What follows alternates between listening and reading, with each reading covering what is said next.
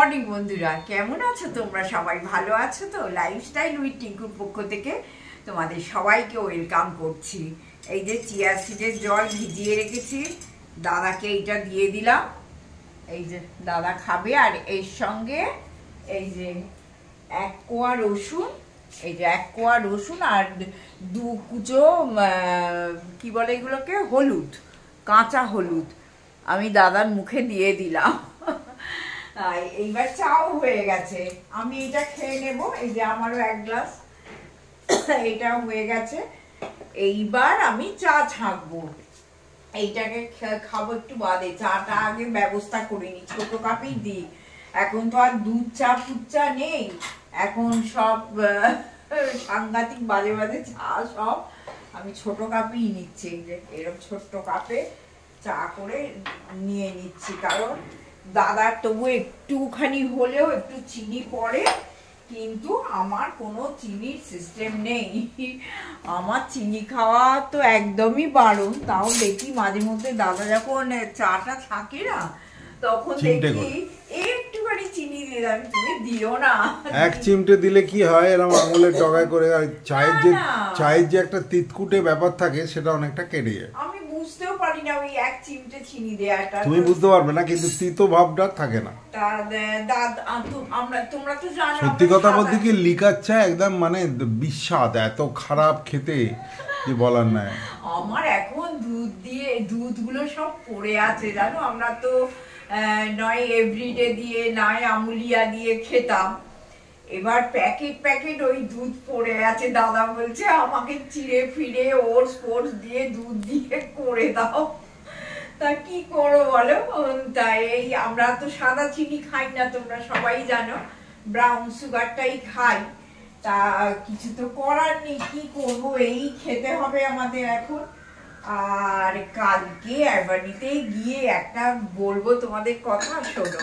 কালকে অ্যাভানিতে গেছি, খুব আনন্দ হয়েছে। অনেকদিন বাড়িতে বসে আছি, ভালো লাগে না।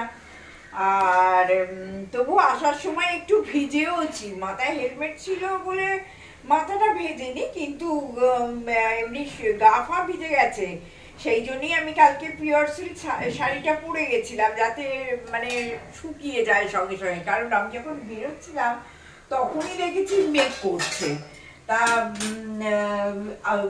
ভিজে টিজে তো এসেছি, এসে ঠিকঠাক করে মুখ টুক পরিষ্কার করে ফ্রেশ হয়ে নিয়েছি। এইবার দাদা হ্যাঁ গোলাবো তো।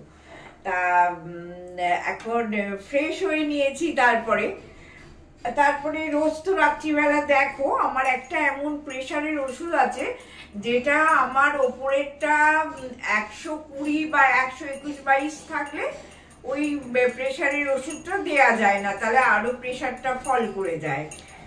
আর এখন কদিনই রাত্রিবেলার দিকে প্রায় ভালো প্রেশার উঠে যাচ্ছে আমার। কিন্তু কালকে আমার প্রেশারটা দেখতে গিয়ে দেখছে ওপরেরটাই 117, 118, 116। দাদা বলছে আর তো দেওয়া যাবে না, তাহলে আজকের এই প্রেশারের ওষুধটা তা আরো ফল করে যাবে। তা তোমরা চিন্তা করে দেখো, ওই একঘেয়ে বাড়িতে থাকি, একঘেয়ে চিন্তা ভাবনা, মানুষের মানে জীবনের আয়ুটাই অনেকটা কমে যায় আমার মনে হয়। কালকে এসে তো আমার ওই প্রেশারের ওষুধটা খেতেও হলো না। রাত্রিবেলা ঘুমটুমও বেশ ভালো হয়েছে। আর ছোলার ডাল করে রেখেছিলাম, একটু রুটি করে দিলাম। আর হ্যাঁ, আমাকে মিতালি জিজ্ঞেস করেছে যে এরকম পাতলা পাতলা রুটি তুমি কি করে দিদি করো, আমাকে বলো। আমি ইচ্ছে আছে আজকেই বোধহয় রুটি করবো, আজকে করবো, কারণ ফ্রিজে অনেকটা মাংস আছে, দাদাকে দিয়ে দিতে হবে, না নষ্ট হয়ে যাবে। আর তোমাকে আমি করে দেখিয়ে দেবো। হ্যাঁ, আটাটা কেমন হয় মাখতে হয়, কতটা জল দিতে হয়, কতক্ষণ ফ্রিজে ফার্মেন্টেশনে রাখতে হয়, আমি বলে দেব তোমাদের, যা করব সবকিছু তোমাদের আমি বলে দেব। আর করে দেখো, কোনো খাটুনি নেই, কিছু নেই, একদম A to Z ধরে ধরে তোমাদের আমি দেখিয়ে দেবো। তোমাকে স্পেশালি আমার ভীষণ ভালো একজন কাছের মানুষ, সোমা দিদি ভাইও কিনবে বলেছে, আজকালের মধ্যে বলেছে তোমরা করো, ভীষণ উপকার পাবে। মানে অনেক সময় বাঁচবে, এনার্জি বাঁচবে, রুটি করার কোনো ঝামেলা নেই জানো তো। তা এইটা করলাম, এবার টুকটুক করে কাজ আরম্ভ করি। এখানে আমার ভাত হয়ে গেছে, আর এবার তৃষা আসবে, তৃষা এলেই আমাকে বার করে দেবে রান্নাঘর থেকে, কাকিমা বেরো, আমাকেও বেরিয়ে যেতে হবে। চলো আসছি, টুকটুক করে সারাদিনে করব। আর সুদেশ না, তোমার কথাও ভুলছি না, কিন্তু তুমি আমার হোম ট্যুর দেখতে চেয়েছো, অবশ্যই আমি দেখিয়ে দেবো। সুচিস্মিতা, নট সুদেশনা। ও আচ্ছা, সুদেশনা তো দিদি ভাই। হ্যাঁ, সুচিস্মিতা, সরি গো। তা তোমরা তুমি আমার হোম ট্যুর দেখতে চেয়েছো, নিশ্চয়ই আমি দেখাবো। আর এই দেখো ভাতের ফ্যান রেখে দিয়েছি, সব গাছে দিতে হবে, দরকার হলে মুখেও মেখে নেবে একটু, কোনো অসুবিধে নেই। চলো দেখো বন্ধুরা, আজকে যে ডিশওয়াশারে বাসন মাজা হয়েছে একদম ঝকঝক করছে, কিছুই হয়নি ডিশওয়াশারে। এই স্টেবিলাইজারটা ফিট করেই একদম সুন্দর হয়ে গেছে জানো। এই যে এইখানে দেখতে পাচ্ছ, এর উপরে স্টেবিলাইজারটা এসেছে, কোনো বাসনে জল নেই, কিছু নেই। এই সকালবেলা মাজা হলো, একদম চকচকে বাসন। হ্যাঁ, মনেই হচ্ছে না যে আমার কতদিনের পুরনো সব বাসন, কতদিনের শাশুড়ির আমলেরও কত বাসন, মনেই হচ্ছে না। তাই এত খুশি লাগছে দেখে, যার জন্য তোমাদের সঙ্গে একটু শেয়ার করলাম।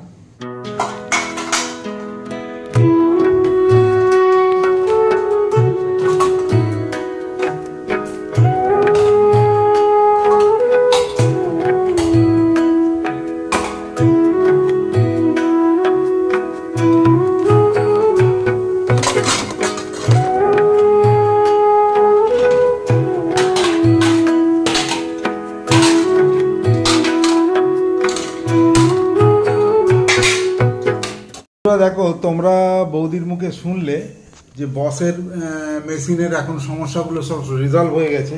যে টেকনিশিয়ান আমাদের বলে গিয়েছিলেন, তোমাদের আমি বলেছিলাম যে ইমিডিয়েট আপনারা একটা স্টেবিলাইজার দিন, নাহলে কিন্তু এই মেশিন, এত দামি মেশিন, এত সেন্সিটিভ মেশিন, যে কিনা প্রোগ্রামে চলে, সেটা কিন্তু ভালো রেজাল্ট পাবেন না এবং বিপদে পড়বেন।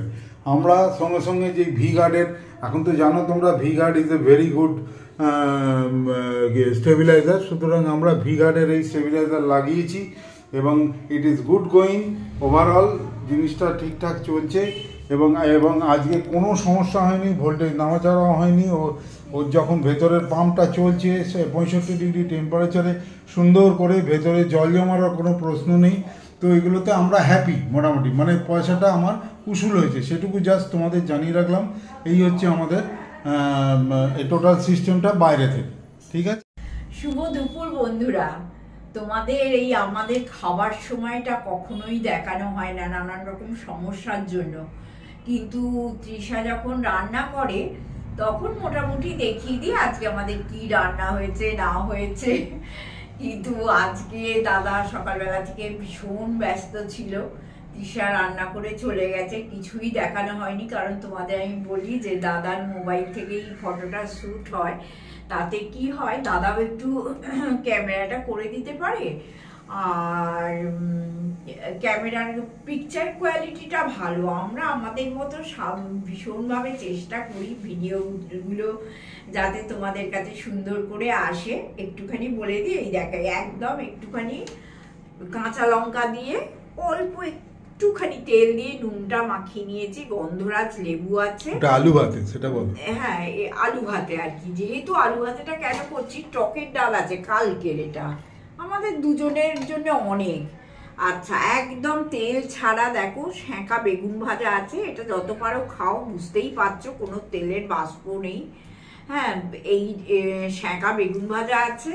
আর আজকে করিয়েছি একটু পেঁয়াজ পোস্ত, এতেও কিন্তু তেল নেই, একদম মানে শুকনো কড়াই বলতে পারো, একটু বেশি করে কাঁচা লঙ্কা দিয়ে দিয়েছি। আর গন্ধরাজ লেবুটা থাকলে কি হবে, খেতে ভালো লাগবে পেঁয়াজ পোস্তটা, নুনটা তো কম থাকে যার জন্য। আর দাদার জন্য এখানে আলু দিয়ে ভেটকি মাছের তরকারি, এটা দাদা খেতে খুব ভালোবাসে, যার জন্য এইটা হয়েছে। মানে দাদার যে কোনো মাছ দিয়েই যদি তোমরা একটা এরকম আলু দিয়ে একটা বলকা বলকা ভেটকি মানে তরকারি করে দাও, দাদা মানে আনন্দ করে খেয়ে নেয়, আর তার কিচ্ছু চাই না, এইরকমই অবস্থা। আর আমার এই যে দুটো ডিম, আমি একটু এই ম্যাজিক মশলা ছড়িয়ে খাবো, কারণ আমার মরিচ গুঁড়োর থেকেও মরিচ গুঁড়োতে একটু ঝাল লাগে, কিন্তু ম্যাজিক মশলার যে গন্ধটা ওটা খেতে বেশ ভালো লাগে। কুসুম তো ফেলে দেবো, সেটা তোমরা সবাই জানো। আর এখানে এই যে 1 বাটি টক দই নিয়ে নিয়েছি। এই হচ্ছে আজকে আমাদের মেনু। বুঝতেই পারছো এখন ভীষণ সাধারণ মেনু, কারণ আমার বাড়িতে কোনো রান্না বান্না কিচ্ছু হয় না, কোনো রকমের মানে পেটটা চালাবার জন্য যতটুকু হয়। যদিও তৃষা আমার হেল্পিং হ্যান্ড আছে রান্নার জন্য, খেলে তারপরেই তো করে দেবে, না না খেলে করবেটা কি করে। কবে থেকে জানো একটা ধোঁকার প্যাকেট এনে রেখে দিয়েছি যে সেটা করব, কিন্তু আমার তো শরীর খারাপ হয়ে গেল, আর তো ধোঁকা করতে পারলাম না। যেগুলো পাওয়া যায় প্যাকেটে, দাদাকে বলছি ও নষ্ট হয়ে যাবে, যে তুমি করে দিচ্ছে তৃষা, তুমি খেয়ে নাও। দাদা খাবে না, তাহলে কি হবে বলো, কাউকে দিয়ে দিতে হবে, নাহলে প্যাকেটটা নষ্ট করতে হবে। কারণ ধোঁকাতে তো একটু তেল লাগেই। একদম তোমাদের দেখিয়ে দিলাম যেটা আমি কোনো দিন করে উঠতে পারি না খাবার সময়।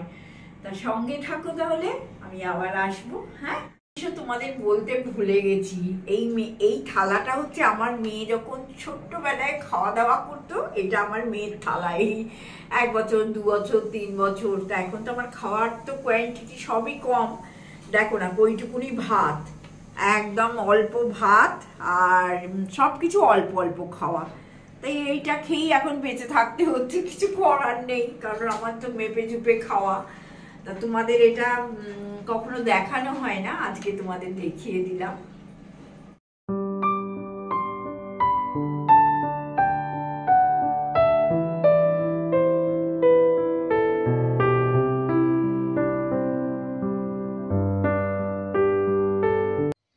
দাদার একটা মানসিক ব্যাপার হয়েছে যে আমাকে যদি বিকেলবেলা কোথাও নিয়ে একটু ঘুরতে বেড়ায়, তাহলে মানে ঘুরতে বেরোয়, তাহলে নাকি আমার প্রেশারটা ডাউন থাকে। ঠিক আছে, কালকেও এসে দেখলাম যে সত্যিই প্রেশার ডাউন। কারণ আমাকে আর প্রেশারের কোনো ওষুধ খেতে হয়নি কালকে, কিন্তু রোজ রোজ আর কোথায় যাব বলো। আর এই আমাদের বাড়ির কাছেই একদম রামরাজাতলা রামরাজা ঠাকুর, অনেক পুরনো দিনের, তোমাদের বলেছি। তা ভালো লাগে, কারণ নানান রকম মেলা টেলা বসে তো, একটু বাবাকেও দেখা হয়, মাকেও দেখা হয়, একটু ঘোরাঘুরিও হয়, নানান রকম মেলা টেলাও দেখা হয়, ভালোই লাগে। কিন্তু দাদা কালকে বলছিল যে একটু পুজো দেবে নাকি, কিন্তু আমি গা করলাম না পুজো দেবো বলে, কারণ কালকে কিন্তু ভিড়টা খুব কম ছিল। হ্যাঁ, একদমই সেরকম ভিড় ছিল না যেমন ভিড় হয় সাধারণত রামরাজাতলায়। তা পুজোটা দিলাম না কেন, আমি সকালবেলা ডিম ভাত এইসব খেয়ে নিয়েছি, যার জন্যে আমি পুজো দেওয়ার আমি চেষ্টাই করলাম না। পরে একদিন গিয়ে দিয়ে আসবো। আর এটা বামন অবতার, তোমরা তো জানো যে বামন অবতার আগে অনেকবার দেখিয়েছি, নানান রকম ঠাকুরের সমারোহ। হ্যাঁ, শ্রীকৃষ্ণ আছেন, বামন অবতারের পুজো হচ্ছে। আর এইটা তোমাদের সবসময় দেখা হয় না, দেখো এটা যমরাজ, যমরাজের পর আছে সাবিত্রী সত্যবান। দেখো এই যে সাবিত্রী আর সত্যবান, দেখলেই যেন ভক্তিতে মাথাটা আমার নত হয়ে যায়। বিশ্বাস করো, আমার এত ভালো লাগে এই সাবিত্রী সত্যবানের জায়গাটায় যেতে। আর এইখানে তোমরা তো জানো যমরাজ, আমি একটু দাঁড়িয়ে দাঁড়িয়ে প্রণাম করছি, সেটাও দাদা তুলে দিয়েছে। দাদা তো আমার বড় ক্যামেরাম্যান, তোমরা জানো, কারণ আমি যখন ভিডিও করি সত্যি কথা বলতে আমি ক্যামেরা করিই না, দাদাই সব করে। তো দেখো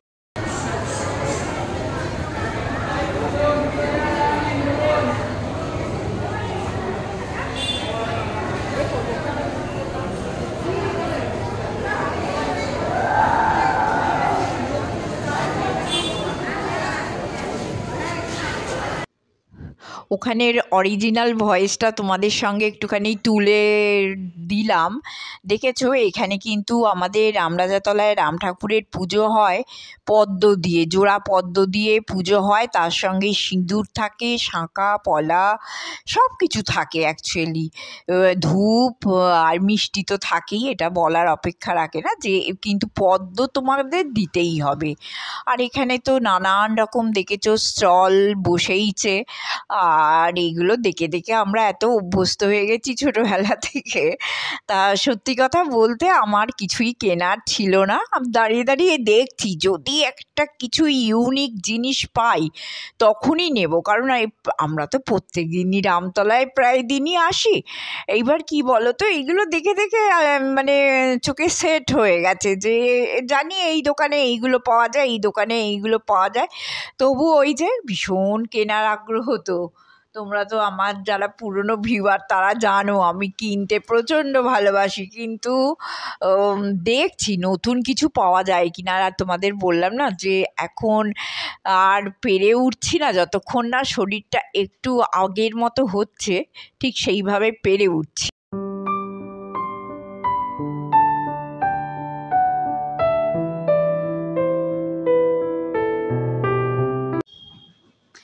দাদাকেও একটু টেনে টুনে নিয়ে এলাম সামনে, তুমি শুধু ভিডিও করলে হবে, বন্ধুদের সামনে একটু এসো। তা দুজনে মিলে দাঁড়িয়ে আছি, ফটো তোমাদের মানে তোমাদের সঙ্গে ভিডিওটা দেখাচ্ছি। রামতলায় ঘুরে টুরে একটু কিছু টুকটাক কিনে কেটে চলে এলাম। কিনে কেটে বলতে একটু আমার মাখা চোখা জিনিস, একটু ময়েশ্চারাইজারগুলো ফুরিয়ে গেছিল, কিনে নিয়ে এলাম। আর তারপরে রান্নাঘরে তো ঢুকতেই হবে, রান্নাঘরে না ঢুকলে তো হবে না।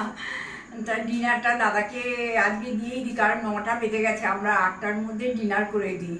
আর আজকে যেহেতু বেরিয়েছি একটু দেরি হয়ে গেছে, শাড়িটা ছাড়িনি, আগে রুটিটা করে নিই। বলেছো কোথায় গিয়েছিলে? রামতলায় গেছিলাম, রামরাজা মন্দিরে গিয়েছিলাম বৌদিকে নিয়ে, বৌদি এনজয়েড ভেরি মাচ। তো বলো। হ্যাঁ, তার রুটি ফুটিগুলো করে নিয়ে তারপরে দাদাকে খেতে দিয়ে দেবো। আজকে কালকে ছোলার ডাল করিয়েছিলাম, ছোলার ডালও আছে, ফ্রিজে চিকেনও আছে, এই যে চিকেনও আছে, এখানে ছোলার ডাল আছে, সকালে বেগুন ভেজেছিলাম সেই বেগুনও একটু পড়ে আছে, ওই আর কি মিলিজুলি সরকার করে আজকে কলা ফলা আছে, হয়ে যাবে, অসুবিধে নেই। তা মাইক্রোওভেনে চিকেনটাকে গরম করে নিই, আর আমি তো বাসি চিকেন খাই না, অতএব অসুবিধা হবে না, দাদার জন্য এনাফ। আর একটু রাত্রিবেলা দই পাতবো, সাজার দই, যেটা মেন দইটা আর কি, এই যে দোকান থেকে এই দেখো 20 টাকা না 25 টাকার একটু টক দই সাজা দাদা নিয়ে আসে, এটা প্রত্যেক সপ্তাহে আমি চেঞ্জ করি আর কি।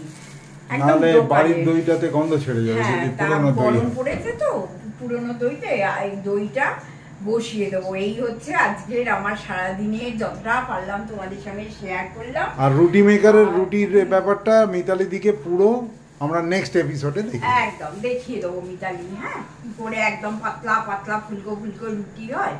তা আজকের মতো ভিডিওটা শেষ করছি, প্লিজ সঙ্গে থেকো, সাবস্ক্রাইব করতে ভুলো না, কমেন্ট করো, ভীষণ ভালো লাগে তোমাদের কমেন্ট করতে, আর লাইক করো। আজকের মতো গুড নাইট, টাটা, সবাই ভালো থেকো।